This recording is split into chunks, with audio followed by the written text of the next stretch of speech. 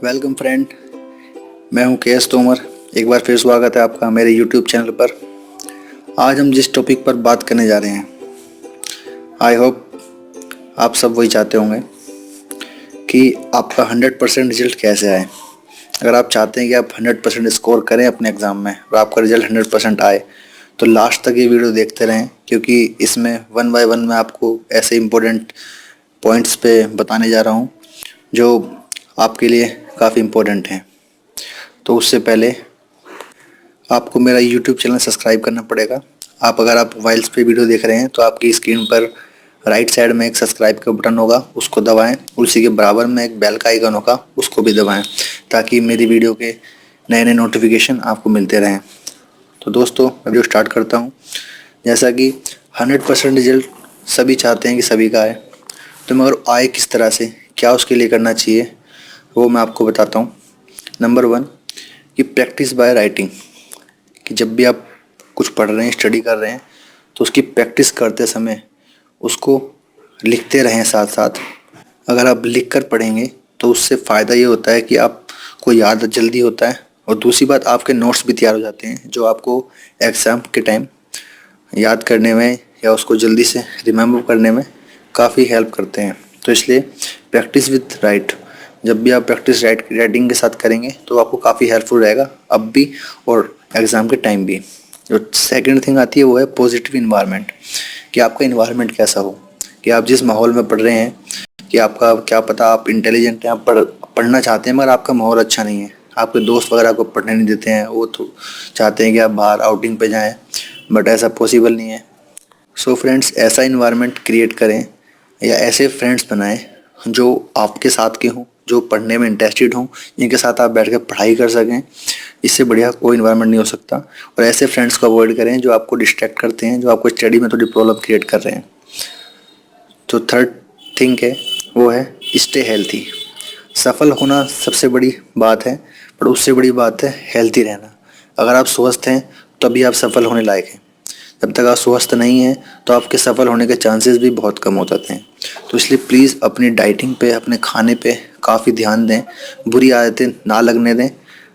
Vegetarian रहें, veg लें, non veg लें, बट ऐसा लें कि जो आपको हेल्दी रखे, जो आपकी चॉइस ऐसी हो जो आपका हेल्दी फूड हो, ना कि ओवर डाइट हो। थोड़ा लाइट खाना खाएं ताकि आप ज़्यादा हैवी फील ना करें और आप स्टडी पे फोकस कर सकें।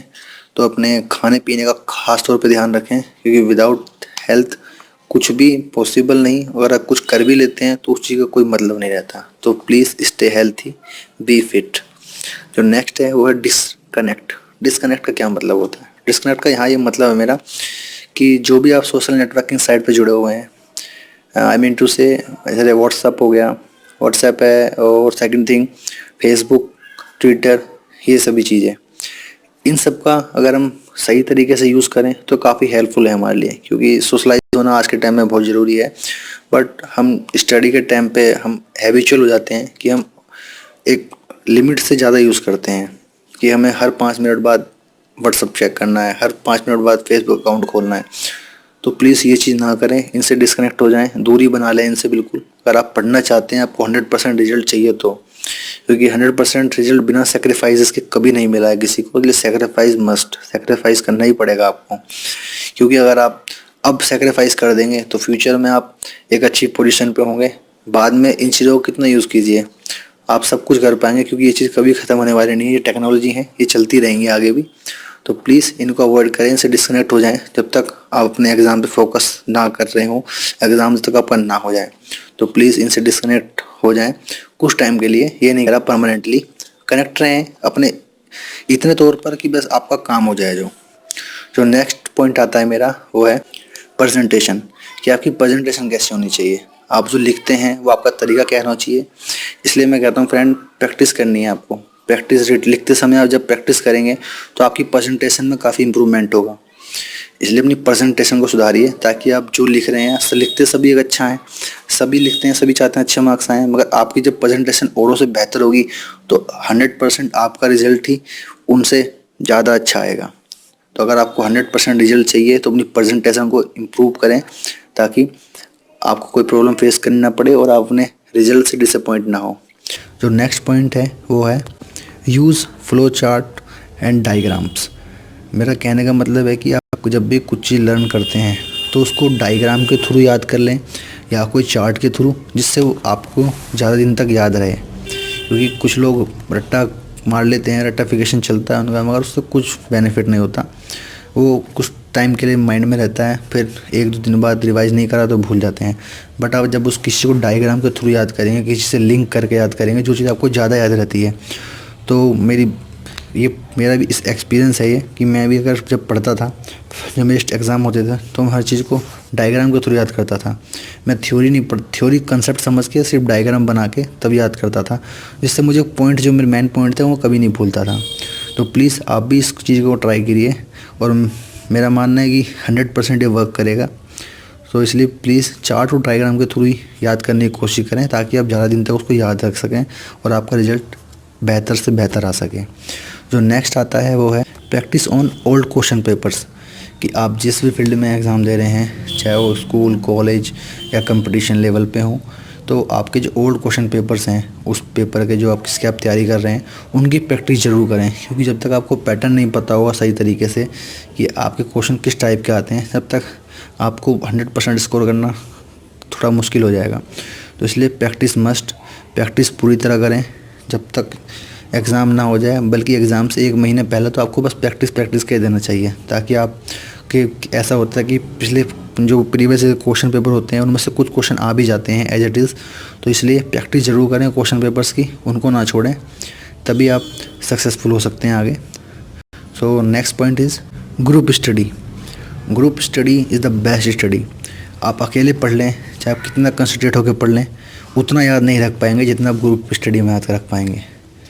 जब भी आप 2-3 जने ग्रुप में पढ़ते हैं तो आपको ज़्यादा याद रहता है, क्योंकि आप एक दूसरे से क्वेश्चन पुटअप करते हैं एक दूसरे को। जब आप क्वेश्चन करते हैं तो आपको याद रहता है कि हाँ, उससे बात करा था मैंने, तो मैंने ये आंसर दिया था, उसने ये दिया था, ये सही था, ये गलत था। तो वो आपका कन्फ्यूजन माइंड में बिल्कुल नहीं रहता है, वो बिल्कुल क्लियर हो जाता है। तो इसलिए कोशिश करें आपका ग्रुप ऐसा हो जो आप साथ बैठ कर पढ़ सकें। कहीं भी टाइम निकाल के किसी के फ्रेंड के घर जाके पढ़ लें, या फ्रेंड आपके घर आ जाएं। तो इसलिए ऐसा इन्वायरमेंट क्रिएट करें, इससे आपका इन्वायरमेंट भी पॉजिटिव रहेगा और आपकी ग्रुप स्टडी बहुत बेहतर हो जाएगी, और आपका यकीन मानिए आपका रिजल्ट 100% ही आएगा। और next point is take regular breaks. ये बात मैं हर वीडियो में कहता आया हूँ, जो भी मैंने लगभग वीडियो बनाई है, कि अपने स्टडी के दौरान ब्रेक्स ज़रूर लें। क्योंकि according to a research 45 minute से ज़्यादा कोई भी कंसंट्रेट नहीं कर सकता किसी भी काम में, चाहे वो स्टडी हो चाहे कुछ भी हो, हम डिस्ट्रैक्ट हो ही जाते हैं। तो इसलिए अबाउट 40 to 45 मिनट आप एक छोटा सा ब्रेक लें, जिसमें आप थोड़ा सा एंजॉय कर सकें, थोड़ा सा रिफ़्रेश हो जाएं, थोड़ा टहल लें, कुछ भी चीज़, जिससे आपको जब भी आप पढ़ने बैठें तो रिफ़्रेश होकर बैठें बिल्कुल। तो इसलिए ब्रेक बीच बीच में लेते रहें, ताकि आपको कोई दिक्कत फेस ना करनी पड़े और आप आराम से कंसंट्रेट कर पाएँ अपनी स्टडी पे। My last point is believe in your self. खुद पर भरोसा रखें, क्योंकि हम दूसरे पे भरोसे नहीं कर सकते। अगर आप अपने आप पे भरोसा करते हैं, आपको यकीन है कि मैं कर सकता हूँ, तो डेफ़िनेटली आप कर सकते हैं। आपको कोई ताकत नहीं है दुनिया की जो रोक ले। इसलिए अपने आप पे भरोसा रखें। अगर आपने एक बार ठान लिया है कि मैं कर सकता हूँ इसको, तो आप कर ही सकते हैं।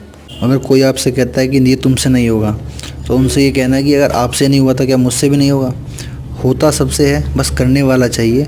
और जब तक अपने आप पर आपको कॉन्फिडेंस नहीं है, तो आपसे नहीं हो पाएगा। इसलिए कॉन्फिडेंस अपना बनाए रखें, अपने आप पे भरोसा रखें, अपनी स्टडी पे भरोसा रखें, तो डेफ़िनेटली आप अचीव कर पाएंगे जो आप चाहते हैं। सो दोस्तों, ये जो भी टिप्स मैंने दी हैं, अगर आप इन पॉइंट्स पर, इन टिप्स पर थोड़ा सा भी अपना एफ़र्ट लगाएंगे, कोशिश करेंगे अपनी रूटीन में इनको ढालने की, तो मैं आपसे वादा करता हूँ कि आपका रिज़ल्ट जितना आपने अपना एक्सपेक्ट नहीं किया होगा, उससे भी ज़्यादा मिलेगा आपको। सो प्लीज़ इन पॉइंट्सों का ध्यान रखें, इनको अपने जहन में उतार लें और अभी से लग जाएं लगन में, मेहनत करें। क्योंकि बिना हार्ड वर्क कुछ नहीं होने वाला है। हार्ड वर्क तो सक्सेस ही दिलाने की सबसे बड़ी की है, कि बिना हार्ड वर्क तो कुछ नहीं मिलता है। हर फील्ड में सेक्रीफाइस करने पड़ते हैं, बिना सेक्रीफाइस के आप अचीवमेंट हासिल नहीं कर पाएंगे। इसलिए जितना हो सके अपनी स्टडी पर फोकस रखें, अपना माइंड डिस्टर्ब ना करें, बिल्कुल भी छोटी मोटी टेंशन ना लें, और प्लीज़ अपना ध्यान रखिएगा। मिलता हूँ मैं आपसे नेक्स्ट वीडियो में। और हाँ, प्लीज़ हमारा चैनल ज़रूर सब्सक्राइब करें, ताकि नेक्स्ट वीडियो जो भी आए वो आपको उसका नोटिफिकेशन जल्दी ही मिल जाए। तब तक के लिए दोस्तों thank you so much for watching my video. Take care, bye bye, see you.